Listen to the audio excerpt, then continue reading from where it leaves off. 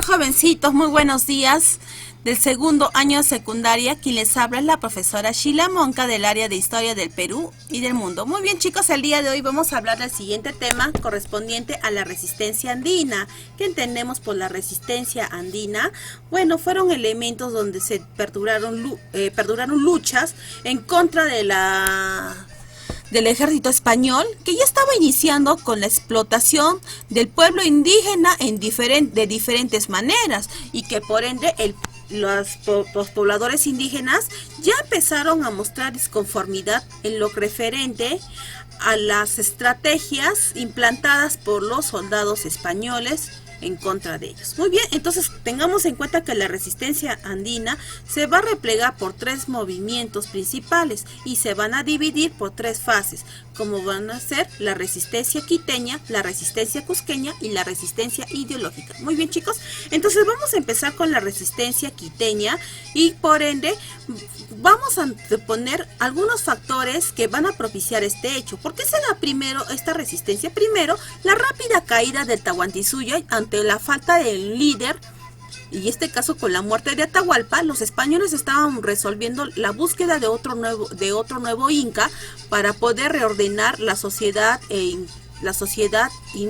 incaica, pero con la dominación española. Segundo elemento, la colaboración de las etnias andinas que estuvieron en contra del gobierno de Atahualpa, pero ante la muerte de estos todavía prevalecía alianzas a favor de los españoles, y que por ende esto ha provocado que ellos protegieran e incluso peleasen contra las huestes atahualpistas, que vamos a hablar más adelante. Y luego la posición de un importantísimo sector de la población andina que mostró contra la invasión española a través de una serie de acciones armadas, y esto provocó las rebeliones, ¿verdad? Muy bien, chicos, entonces para iniciar justamente con la resistencia quiteña vamos a contar cómo se suscitó en primera cuenta. Tengamos en cuenta que Francisco Pizarro, ante la muerte de Atahualpa, va a encontrar a un nuevo inca. En este caso el nuevo inca se llama Toparpa, llamado Tupac Hualpa, y que lo corona como nuevo inca, y con él quiere dirigirse a la ciudad de Cusco para que pueda dirigir la nueva sociedad incaica, ya, chicos, pero siempre y cuando que esté a manos de los españoles.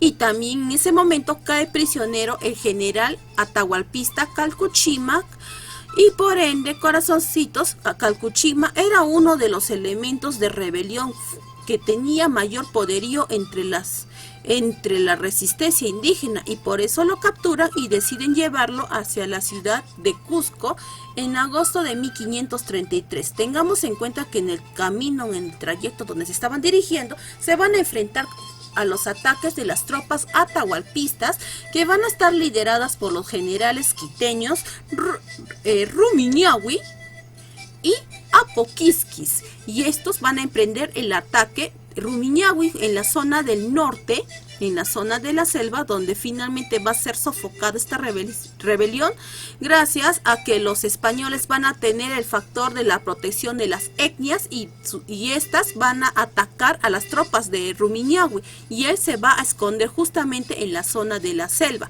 mientras que Quisquis va a resistir o va a luchar contra los españoles en la zona del sur, pero también va a recibir apoyo con los Cañaris, otra etnia que estaba en contra de Atahualpa, y que van a ser el foco propiciador de protección a favor de los españoles. Ya, chicos, finalmente Quisquis es atrapado y condenado a muerte. Muy bien, chicos, entonces tengamos en cuenta también que los españoles encontraron otro apoyo en la parte central, con la etnia huanca, que estaba liderado en ese momento por el curaca Huacarapaucar, y enfrentan directamente a las tropas de Quisquis, que finalmente consolidan su victoria.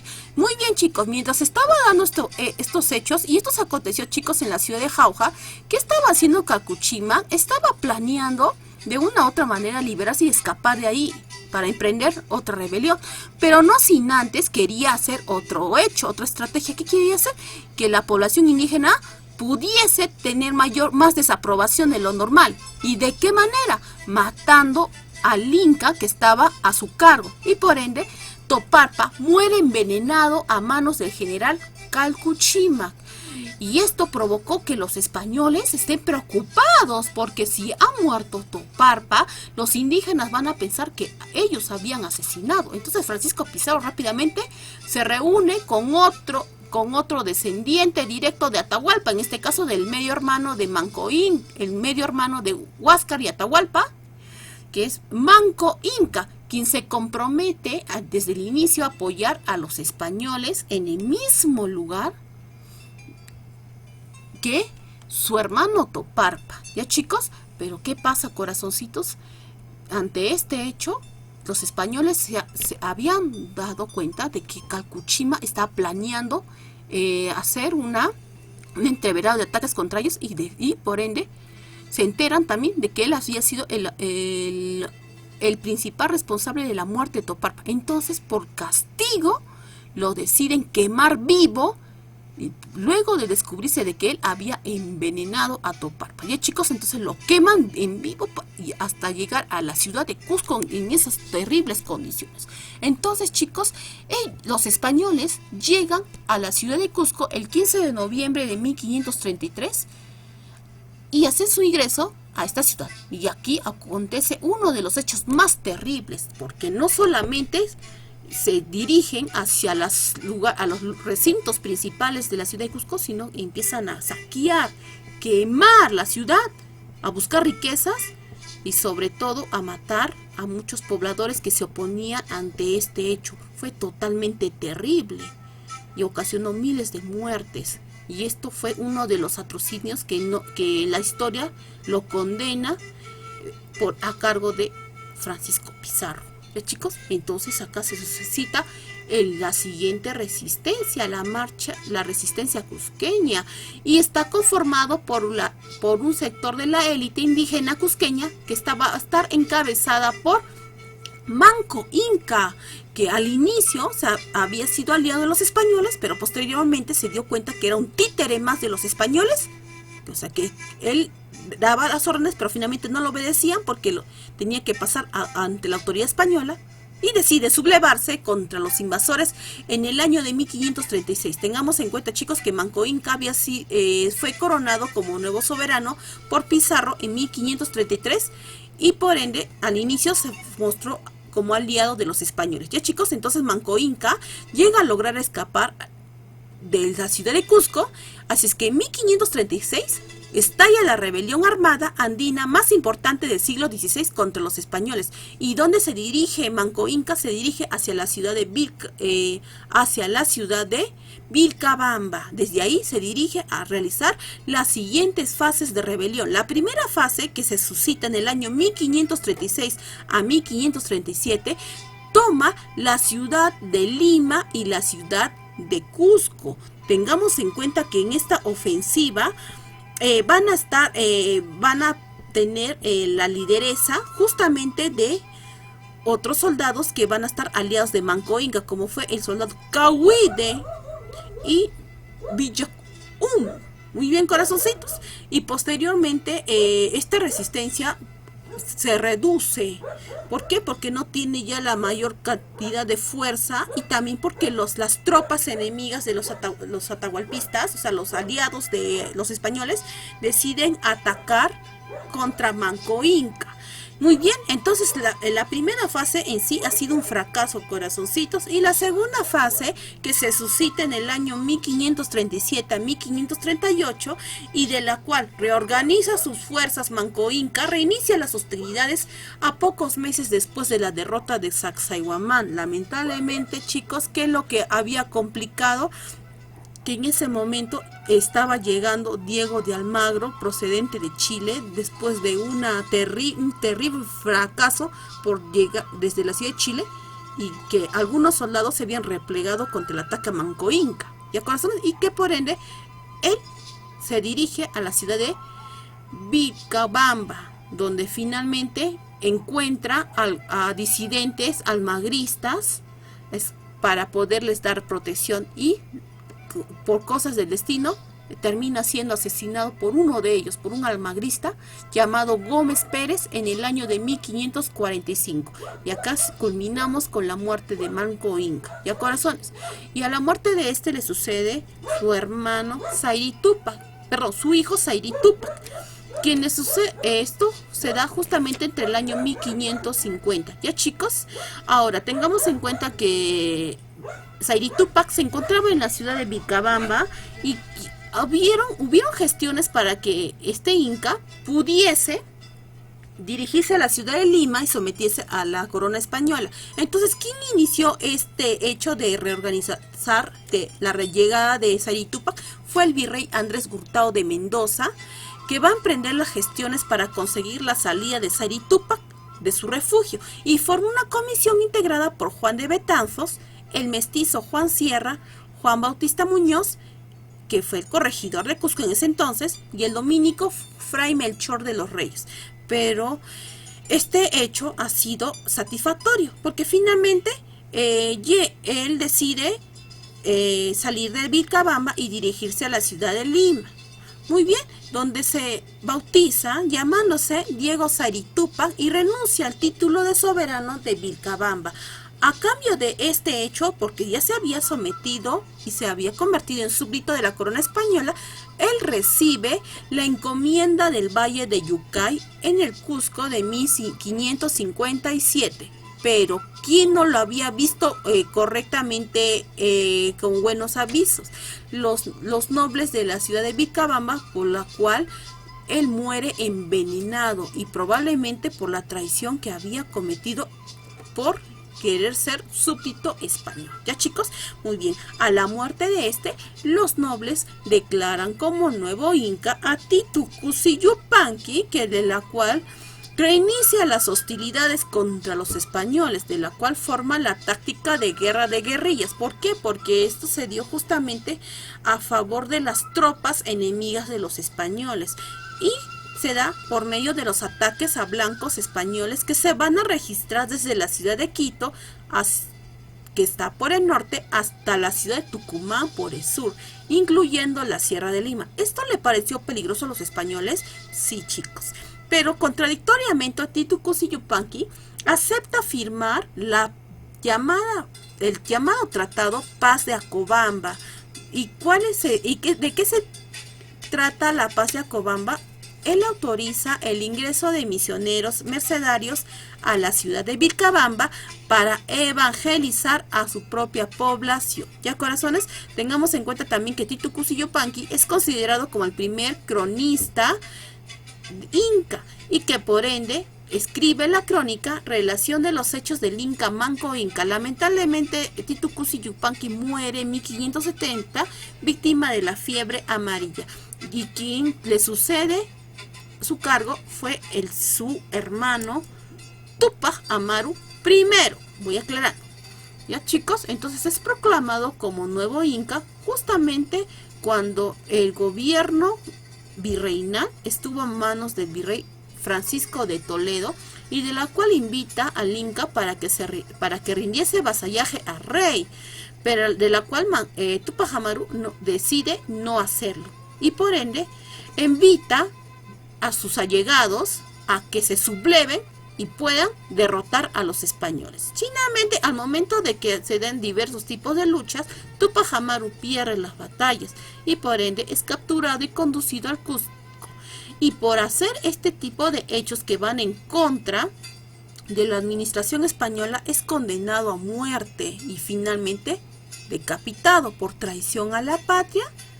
¿Por qué? Porque estaba en contra de recibir órdenes de rey, y por sus restos es depositado en la Plaza Mayor de Cusco en septiembre de 1572, y así con la muerte de Tupac Amaru I termina la resistencia de los incas en Vilcabamba. Muy bien, chicos, entonces vamos a dar a ver por iniciado la siguiente resistencia, pero esta ya no se va a dar por medio de batallas, sino por medio de ideologías y por medio de la persistencia de creencias anteriores. Tengamos en cuenta que es la resistencia ideológica llamada el Taqi-Onkoi. ¿Qué quiere decir?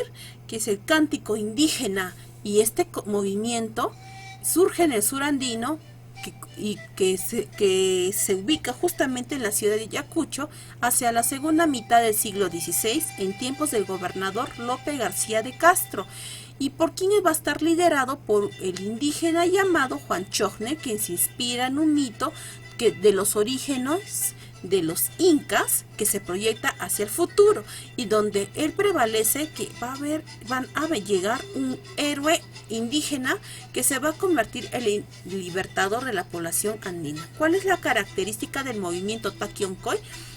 El rechazo a la cultura europea traída a los Andes por los españoles.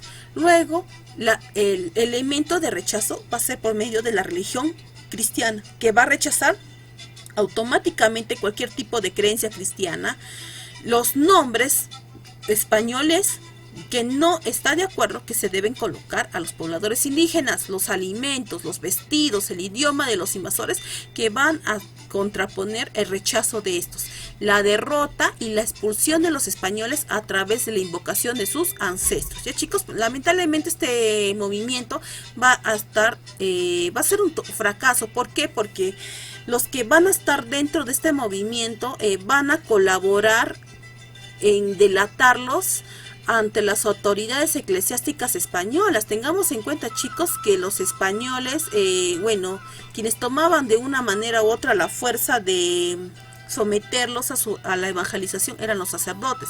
Entonces ellos se van a dedicar de perseguir y de buscar sus ídolos antiguos y romperlos o destruirlos. Esto se llama la extirpación de idolatrías. El tipo de sistema de creencias de los antiguos pobladores indígenas van a ser destruidos por las autoridades eclesiásticas españolas. ¿Por qué? Porque no puede haber un elemento que no pertenezca al catolicismo, y segundo, porque ellos ya deberían someterse al catolicismo, a la fuerza, a la aceptación de Jesús hacia sí mismos. Ya chicos, entonces corazones, en varios lugares del sur del Perú van a ver este tipo de hechos, persecución de los idólatras que no creían en Jesús, y finalmente al ser castigados, porque aquí en esta imagen vamos a ver que van a ser castigados de diversas modalidades, van a tener que ser observados y seguidamente llevados a diferentes doctrinas para ser evangelizados. Ahora, ¿qué tendremos por la evangelización? Tengamos en cuenta, chicos, que la evangelización va a ser un proceso conducido por la Iglesia española y que permite la conversión masiva de los indígenas americanos al cristianismo. Tengamos en cuenta que los indígenas al inicio van a tener muy buen trato con los evangelizadores, y que por ende algunos de ellos no van a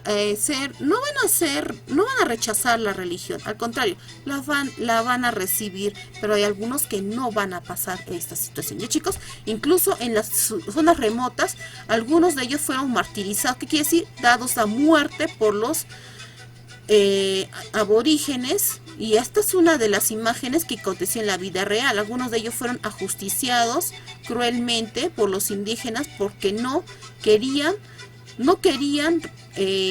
recibir la religión católica. Ya chicos, ahora, ¿quién fue el precursor de la evangelización en América? Fue Fray Bartolomé de las Casas, que es conocido como el apóstol de los indios, y de la cual este personaje va a estar interesado en la cultura de los habitantes del Nuevo Mundo. Tengamos en cuenta que Bartolomé de las Casas nunca llega a Perú, sin embargo adoctrina a los indígenas de Centroamérica, de la cual estudia sus costumbres, sus tradiciones, incluso su propio idioma, porque los indígenas, para poder adoctrinarlos, tenían que hablar el mismo idioma originario, y de la cual predica el evangelio. ¿Ya chicos? Muy bien. Ahora, ¿cuáles son las consecuencias que se producen ante la invasión y el futuro virreinato? Primero, las consecuencias demográficas, la muerte de estos por una catástrofe, muerte por enfermedad, muerte por guerras, u el desgano vital de los propios habitantes que incurrían al suicidio para no ser perseguidos por los españoles. Luego llega otro elemento, como es el mestizaje, la mezcla o la unión entre el español y lo indígena, y que por ende da a unión de un ser que llega justamente del choque o juntación de las dos culturas totalmente diferentes. ¿Ya, chicos? Las consecuencias culturales, ¿qué es la culturación? ¿Qué entendemos por la culturación? Que nuestras costumbres indígenas aún van a pervivir, sin embargo, van a adoptar algunas imágenes occidentales. Ya, chicos, entonces estos elementos como las procesiones de los santos van a tener que incorporar elementos andinos, y esto para que pueda ser llamativos, para que los indígenas puedan también ser sometidos a la evangelización. Ya, chicos, otro elemento es la consecuencia económica. Si en Perú el sistema económico fue la agricultura, en España va a ser por medio del mercantilismo, la acumulación de riquezas a través de la explotación de estas, a través de trabajos en las zonas mineras. Las consecuencias políticas y étnicas, la dependencia con España. Tengamos en cuenta que los elementos que se originan en España van a traerlas propiamente a América. La centralización de poder, ya estamos hablando de la capital misma. Ya no vamos a hablar de la ciudad de Cusco como una nueva capital de Tahuantinsuyo, sino vamos a hablar de la ciudad de Lima como la capital de la colonia española. El multirracismo, el rechazo de nuestros elementos indígenas, y que esto va a ser poco a poco desplazado por los elementos culturales occidentales, y el prejuicio racial, no identificarse con los elementos indígenas. Ya, chicos, entonces tengamos en cuenta que estos elementos ha trastocado enormemente nuestro continente y sobre todo nuestro país. Y también el idiomático, o el desplazamiento del idioma runasimi, la población pueda acceder a hablar el español. Ya, chicos, muy bien. Entonces vamos justamente con el siguiente elemento, la fundación de las ciudades españolas.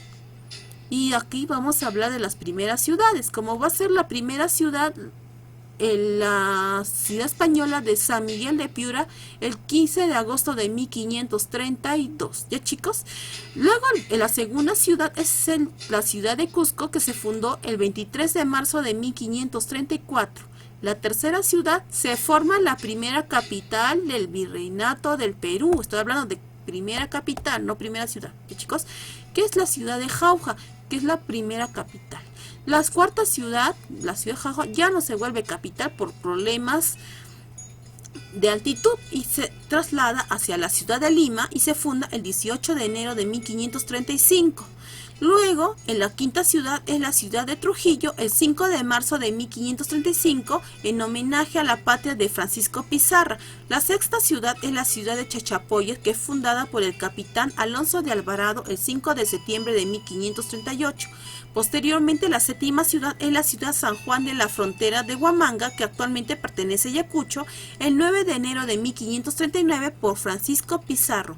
La octava ciudad, por ser una de las ciudades que ha mostrado apoyo a los españoles, se le denomina el León de los Caballeros de Huánuco y se fundó el 15 de agosto de 1539 por Gómez de Alvarado el Viejo. La novena ciudad, chicos, se va hacia el sur y se fundan dos ciudades principales, la Villahermosa de Camaná en noviembre de 1539, para luego ser trasladada a la Villa del Valle de Arequipa el 15 de agosto de 1540 por García Manuel de Carvajal, y la décima ciudad es la ciudad de Moyobamba, llamada Santiago de los Valles por Juan Pérez de Guevara. Muy bien, chicos, tengamos en cuenta que estas ciudades se han repercutido en nuestro país. Sin embargo, en Sudamérica también hubo otras fundaciones de la cual los españoles administraban eficientemente el centro, de la cual albergaban con la junta de vecinos y con algunas poblaciones indígenas que posteriormente se les llamaban reducciones, porque eran pequeños pueblos que se van a dividir en dos facciones: los pueblos de españoles por los vecinos fundadores y el pueblo de indios, que solamente eran villas de indiecillos que tenían que cumplir en diferentes funciones. ¿Ya, chicos? Entonces con ello ya damos por concluido nuestra explicación. Y corazones, vamos a empezar a hacer las preguntas y posteriormente vamos a dar la revisión de nuestras actividades. Empezamos, por favor, corazones.